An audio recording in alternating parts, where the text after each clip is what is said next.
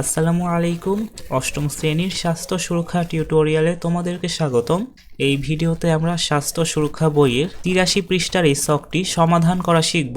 লক্ষ্য করো, এখানে লেখা আছে নাম ও পরিচয়, তার কি চ্যালেঞ্জ ছিল, আমি তা মোকাবিলায় কি সহযোগিতা করলাম, আমার অভিজ্ঞতা এবং সে কি চ্যালেঞ্জ মোকাবেলা করতে পেরেছে, এখন সে কেমন আছে।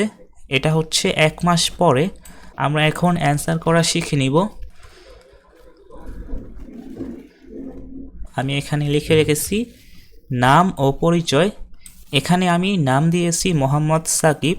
তোমরা এখানে যে কোনো নাম দিতে পারো। স্কুল থেকে ঝরে পড়া কিশোর। এরপর তার যে চ্যালেঞ্জ ছিল, লজ্জা, ভয়, অস্বস্তি, হীনমন্যতা, মা বাবার সাথে মনোমালিন্য, আমি তা মোকাবিলায় যেভাবে সহযোগিতা করলাম।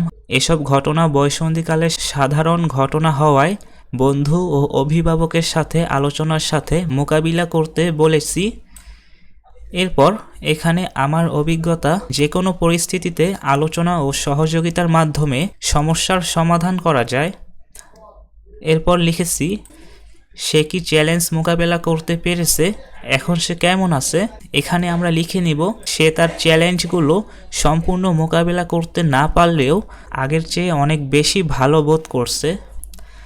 শিক্ষার্থীরা, আশা করি তোমরা এই ছকটি সুন্দরভাবে সমাধান করা শিখেছো।